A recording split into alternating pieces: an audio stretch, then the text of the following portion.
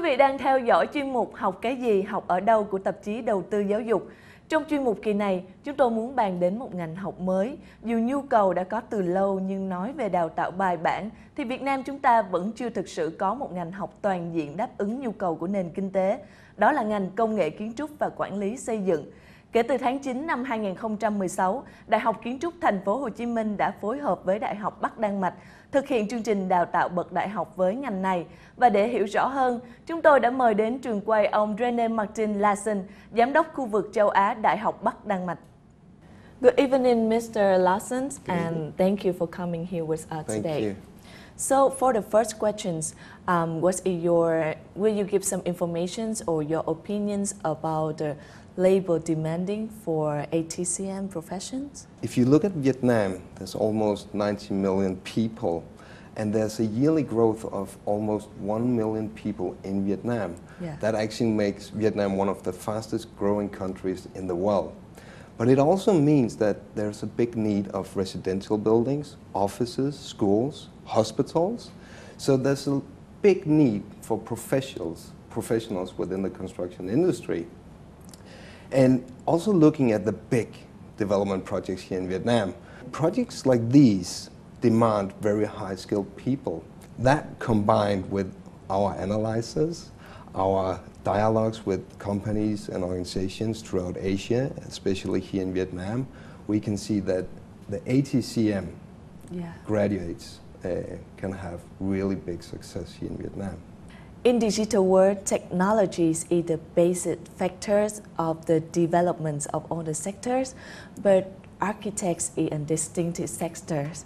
So what role do you think that technologies plays in development of the architect profession? If you look at other sectors, they adapt and implement technology very rapidly. Yes. But the construction industry have been a bit conservative and rejected new technology.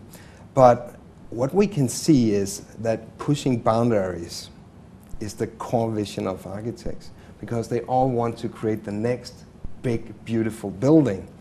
But to do that in the complexity that the construction industry faces today, they need really good technology to support the design process and also the construction of the building. What the companies are looking for when we talk about technology is people with skills that can operate PCs with extensive and complex technology to make the design really, really good.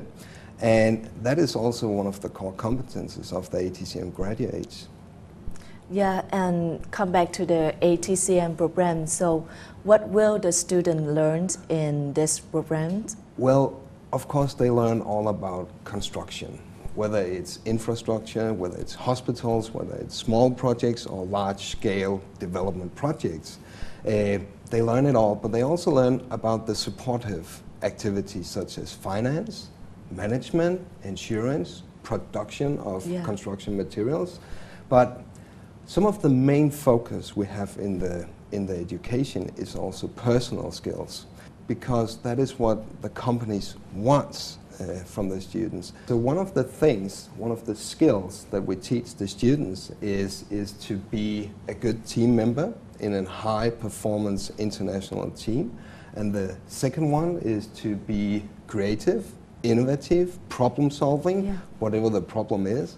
And the last one is that we want to teach them to be able to adapt new knowledge by themselves, so that when they finish the ATCM program, they have the capability and the competences to actually keep themselves updated and implement new knowledge into their work.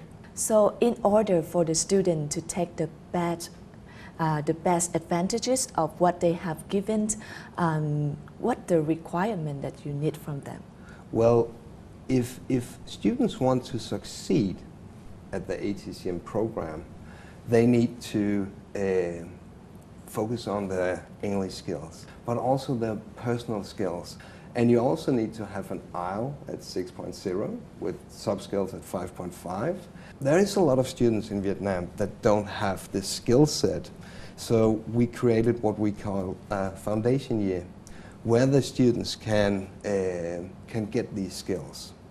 Yes, and I'm really curious that in 4.5 years, will the student of the ATCM programs learn full-time in Vietnam, or they can study abroad in North Denmark? Yeah, that is what we are working on, because we want to make it really, really flexible.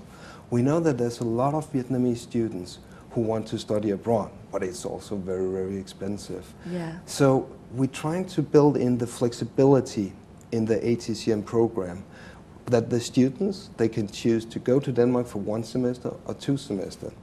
But the fact is that we actually also have a lot of Danish students that would love to go to Vietnam to do a semester. So by making it flexible, we create a lot of opportunities, not just for the Vietnamese students, but also for the Danish, and create this international study environment. Last but not least, do you have some advice for the students to develop their career after they graduate from the ATCM program? When they develop their career, you can see it as 2 ways. There's an academic way. Yeah. The bachelor degree from UCN and University of Architecture give them the competences to continue to master degree on whatever university. They can go to PhD and postdoc. That's the academic way. But there's also another way, and that's the working experience way, by gaining working experience after their education. But I do think that my best advice to any student at any university is to adapt the mindset of lifelong learning. Yeah. And the reason I say this is that many students, when they finish their program, when they finish their bachelor degree or master degree, they believe, now I'm finished studying, I don't have to learn anymore. Yeah. But that is wrong. We always put into changes, into new knowledge, into new technology, and we have to be willing to learn. And if we don't do that, we will be outdated very quickly. Yes, thank you so much, and thank you for all the useful information.